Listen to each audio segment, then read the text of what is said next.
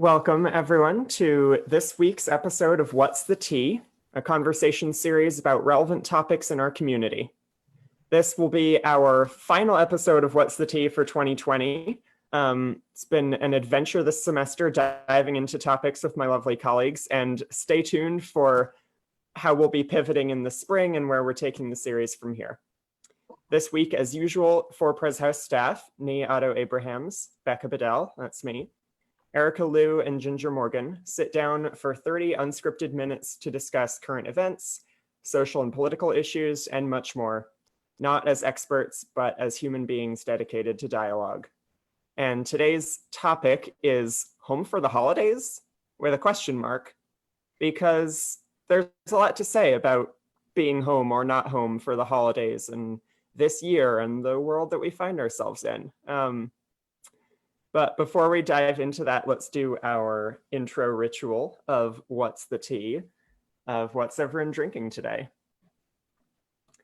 And I can start us off, since mine has almost a story along with it. So my partner and I have gotten an Advent tea calendar, a tea Advent calendar from Adagio, with a different tea each day. And today's is an Earl Grey that I have brewed in a pot.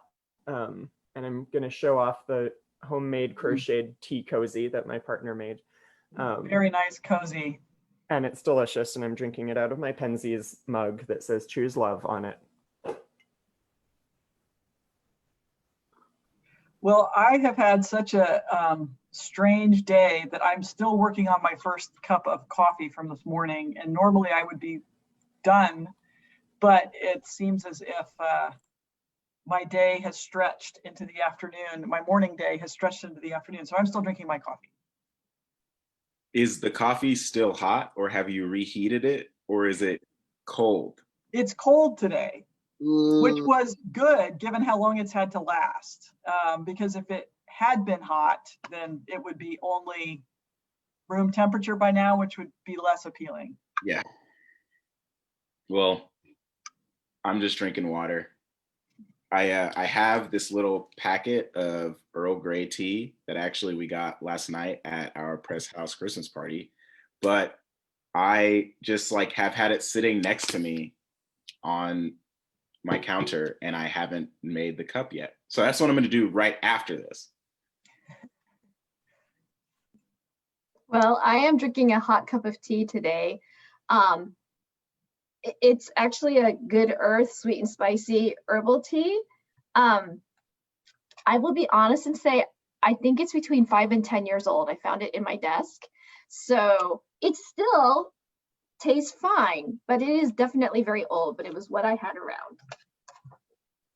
That is one of my favorite teas ever, Good Earth herbal. I have the Good Earth black tea, but I can only drink that at the beginning of the day. So I covet the herbal one. Well, I got one more left, and it's, decade old.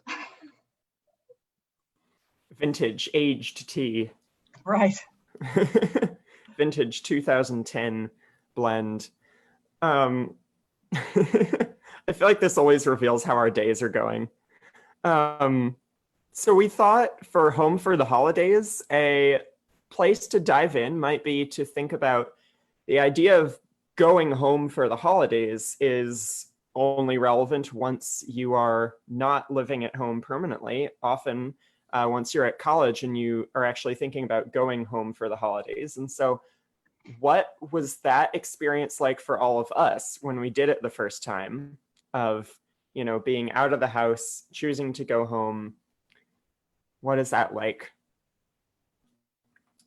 For me, I think probably I was the most recent one here to have that happen for the first time. So in 2013, when I was a freshman in college, my parents lived less than an hour away from Princeton's campus, and I went home at least a couple times in the fall semester. I went home for Thanksgiving, I went home for winter break, and then up until that year, we had lived in Florida, and I had grown up in Florida. And so then I actually also flew back to Florida over winter break and couch surfed with friends for a week. And so I I sort of went home and then went home again to the previous home.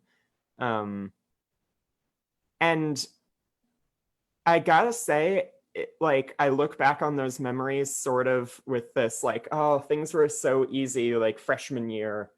My relationship with my family was like actually pretty decent, which it did not wind up being later on. And it was still that sort of freshman positivity of like, oh, my family's really close and isn't that so nice and convenient?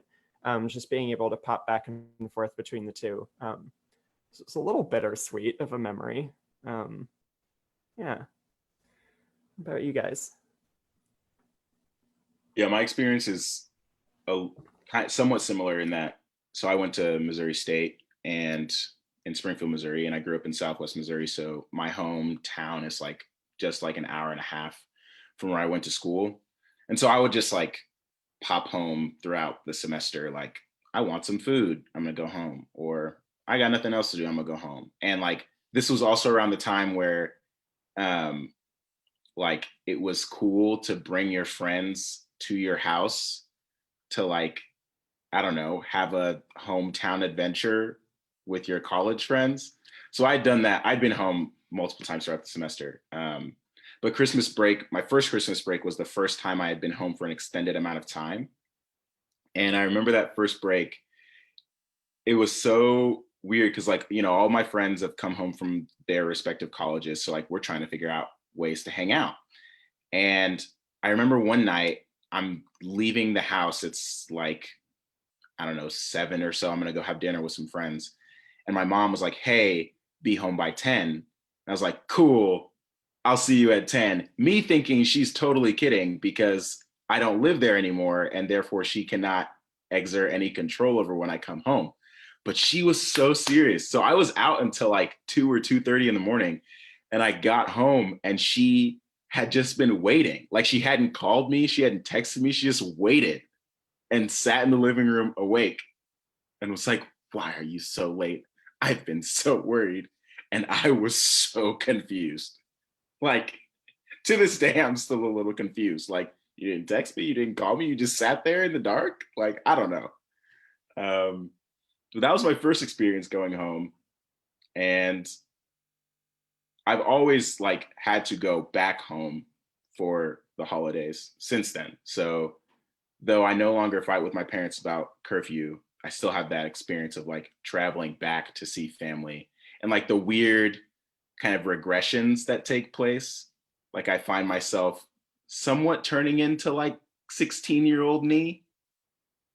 And I'm like, I'm 26 now. This should no longer be a thing. But Yeah, I would go home and my bedtime would just slip and I would start sleeping until 11 a.m. and like just get up with a burning urge to play like Star Wars Battlefront 2 on the Xbox. And I'm like, what?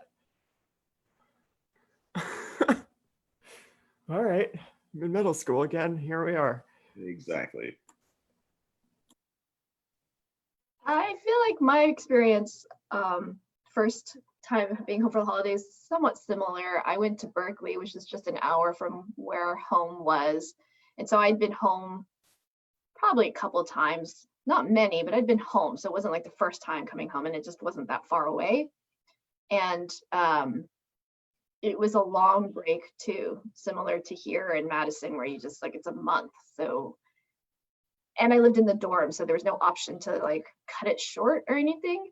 I think what strikes me now is I did not realize that that would be it, that once I went to college, like I would never be like a permanent resident of that house anymore.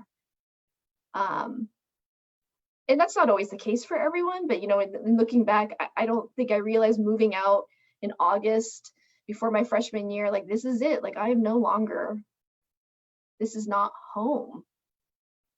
And, you know, I think it took me a long time to figure out what a sense of home even was for me, because my parents ended up getting divorced and after I left home, and so home was always kind of this complex feeling of what does it mean to be home for the holidays. But yeah, that first time I was just like, well, everyone does this, and like a bunch of people from my high school had been at my college anyway. So it was just kind of like moving high school campuses almost. A longer commute.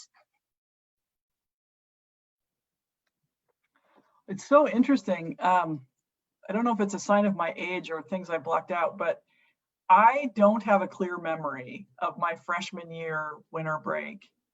And I realize it's specific to what was happening in my life and in my family's life. So my parents divorced when I was younger than Erica, like before college, way before college. And I spent part of the years growing up with my mom. And then through the end of high school, I lived with my dad in India. And so it had been about 2-3 years since I had lived in my mother's home when I went off to college. So I came back from India and saw my mom. But I hadn't lived in her home for 3 years, and my dad was still in India. And so I spent the first Thanksgiving at college. I didn't go home. I didn't really, for just a 4-day weekend. I was pretty far removed. I was in Colorado. My mom was living in Wisconsin. And so I have a very clear memory of spending Thanksgiving on campus and doing laundry and sleeping. Like I slept a lot, and I went to movies and things like that. And I'm pretty sure I came back to Wisconsin to a house that she was living in a different house than when I'd left. So it was a house I had never lived in, and definitely feeling like a guest, like a welcome guest by and large. But I felt kind of orphaned. Like I have a sense like it wasn't my place. I was visiting her in her home. And so from the time I went to college, I had a very clear sense I was much more on my own than I think I had expected to feel.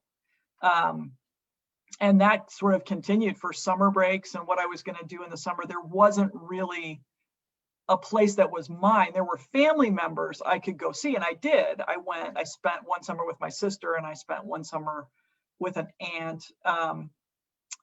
But I remember that palpable sense of it wasn't home. Like it was family, but it wasn't my home. And I wasn't able to make a home until I was really on my own after college.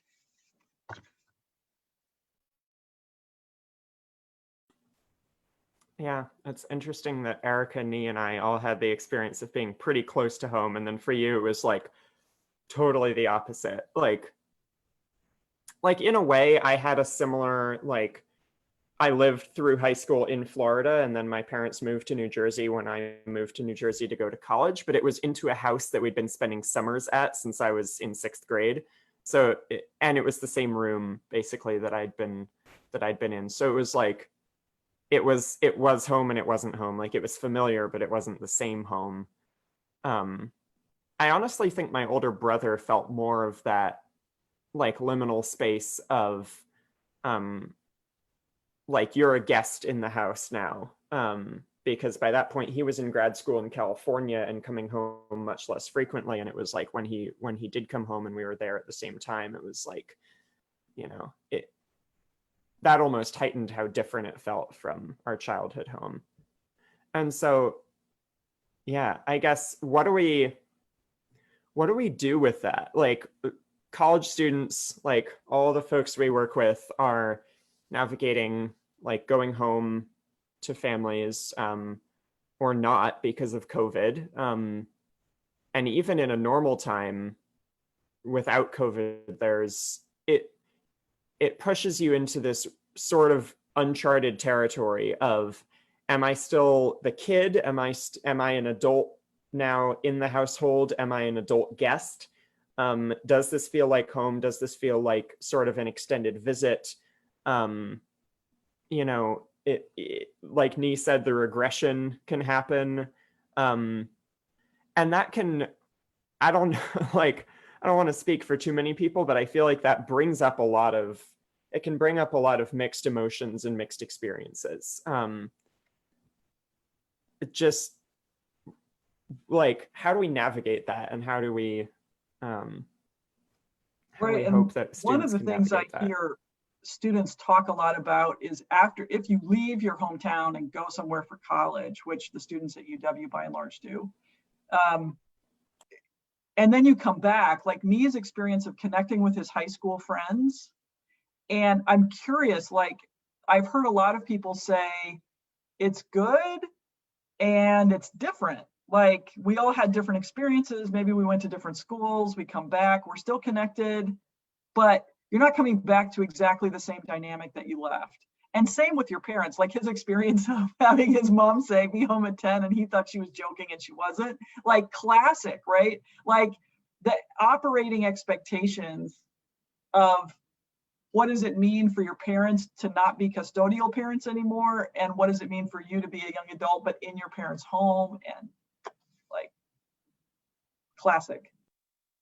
Yeah, it's definitely an intriguing shift. And my situation was slightly different because I had two very close friends from high school who we went to the same school. And so, like, to this day, we remain very good friends. And so for us coming home, it was like, hey, like, let's go to Cheddar's, because we couldn't go to Cheddar's in Springfield, but we could go to Cheddar's in Joplin. And that was just like a fun thing that we were doing. But then meeting our friends who, I don't know, had gone to like University of Arkansas or had stayed home and gone to school, like, it was just different. And there is a sense of like, I don't know, multiple encounters with friends where it's like you meet up and you go to dinner or you connect. And when you leave, there's this sense that like, I no longer feel a need to see you again.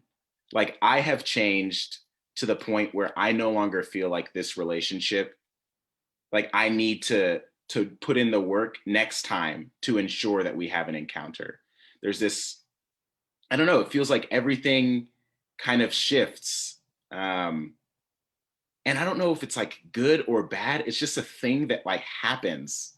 And it's very weird to experience it in real time. Like, all of a sudden you just don't understand why, but you don't feel like friends anymore.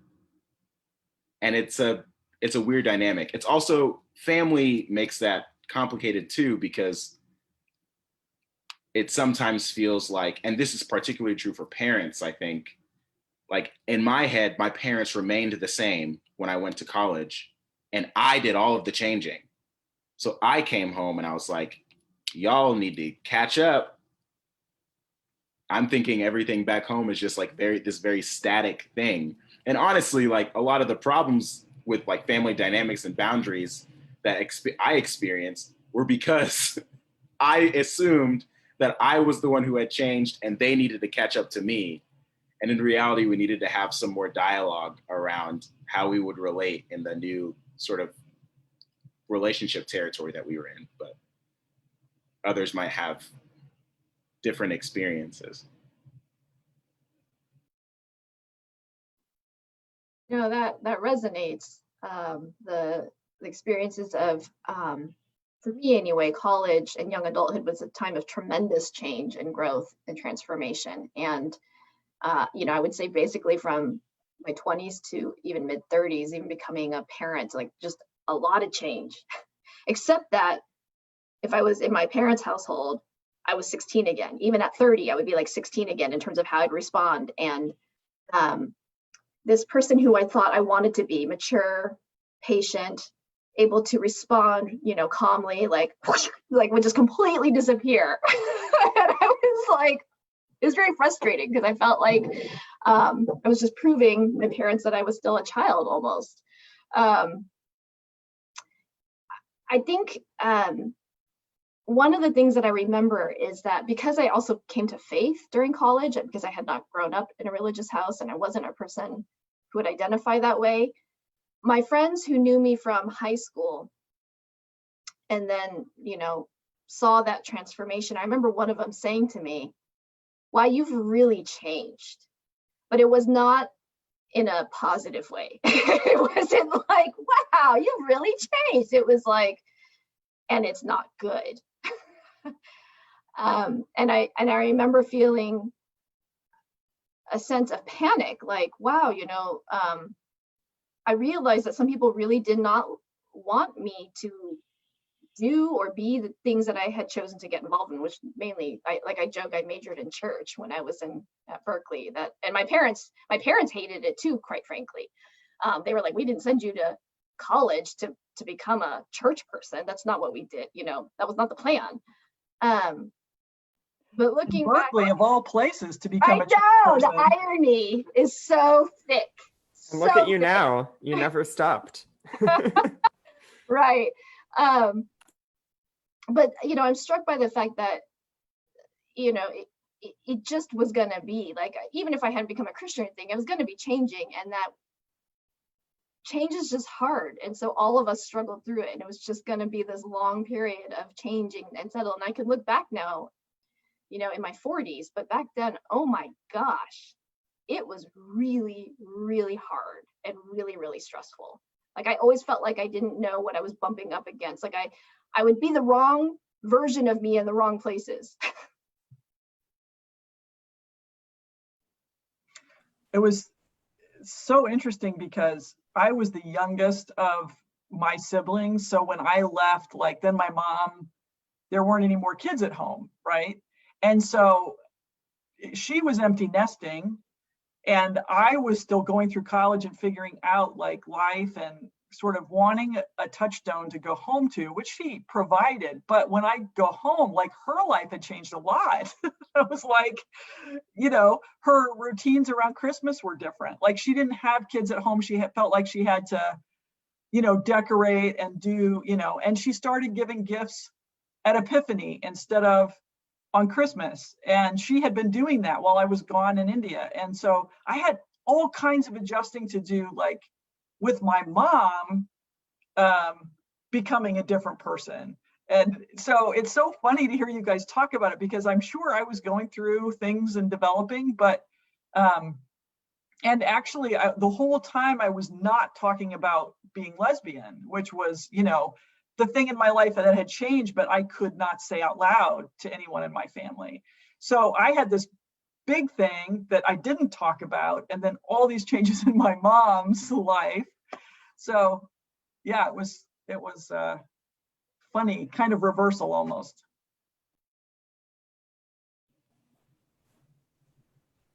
Go ahead, Wow. Becca. I was just gonna, like, any of this we could dive into for ages and ages. I sort of want to get to, like, what do we do when a global pandemic is piled on top of all of this, which is usually so complicated?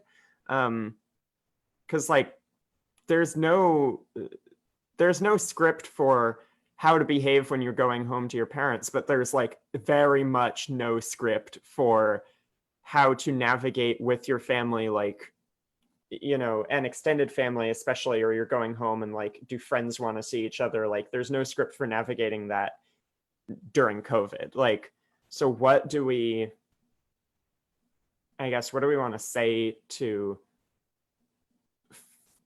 folks in our community who are dealing with all of that, and just sort of all of this piled on top of itself and the uncertainties?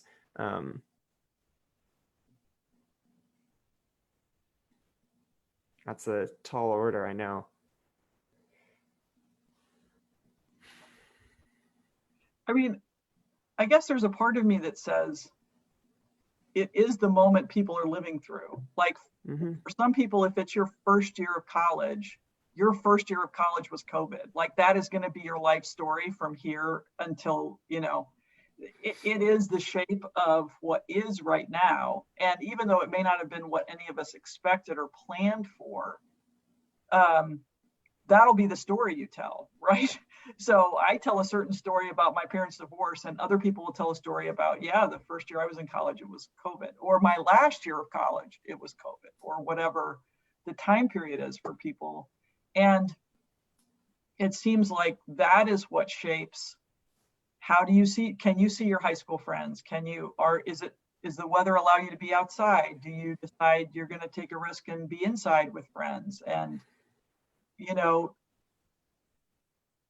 so it seems like it is the script, even though it's not what any of us expected.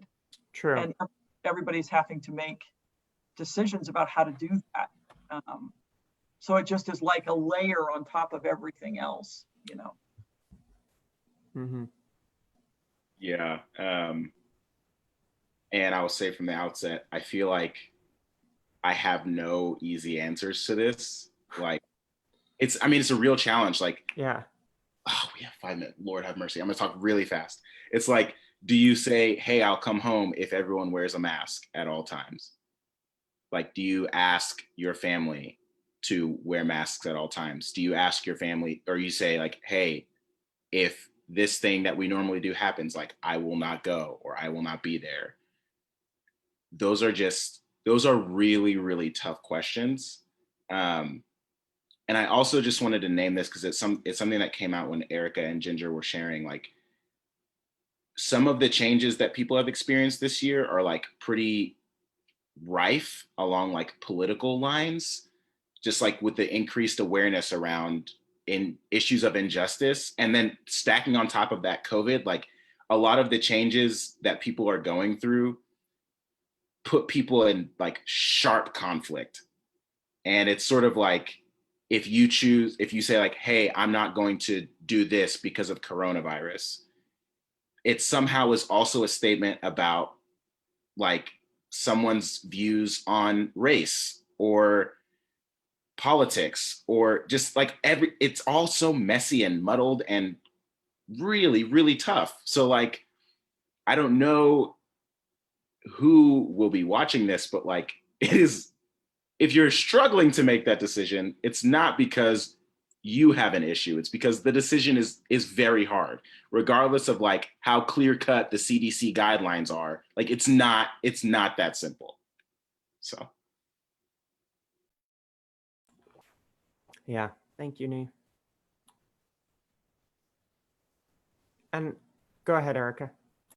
Yeah, I feel like no matter which way you cut it, there's anxiety and plenty of judgment that is flowing freely from all sorts of places. And I'm, you know, I count myself part of it, like the way my thoughts go, my feelings go, my reactions go. And so one of the things I've been trying to remind myself over and over and over again is the need for mercy, the need for kindness, the need to let go, that nobody is functioning at their best. I know I'm not, and that everyone, I think, is trying to do their best. And that is different for everyone. And I may not understand why people make the decisions they make, but that I can still choose to be kind. I can still choose to let go, because there's just so much I can't control. And if I tried to, I'll go crazy. Really, you know, just the anxiety of it. But I feel like that's a second to second choice. Even in my own, like, should I do this? Should I do that? Should, you know, it feels like no matter what you decide, there are consequences and risks. And so for me, it's been this practice of what does it mean to live presently in this moment, and to let go, because I can't control those future moments. And that worrying about them inordinately is not helpful to myself or to anybody else. I feel like it's a spiritual discipline, very Buddhist one, you know, and embracing that life is, you know, change and suffering and all those things. It's not a lesson that any of us like, but I feel like that's the one that we have, and I'm trying to lean into it as best I can. That is very wise. Yeah, just living into the moment that we find ourselves in, and letting go of that urge to control it and to write the script. I feel like for a lot of college-aged folks, I know that was just, I was always trying to be like, no, this is the way it should be. This is the way that I want to be experiencing this period of my life. So therefore, it's not that, you know, and it just, like Ginger said, this is the moment we find ourselves in. And the last thing I would say is, this was extremely hard for me in college. So I don't know how possible it is, but for all of our students out there, just like actually trying to make the effort to sit down with your family and talk about this explicitly, like actually talk about like, this is a really hard, weird position we're in. Like, you know, this is not any of our faults. How do we navigate this together? And actually just opening that conversation, I think it, like, whatever comes after that, if you can do that, that's a wonderful place to start. Because so often that just doesn't even happen. So best wishes to us all as we navigate that. The hard conversations, may we navigate them with love and patience.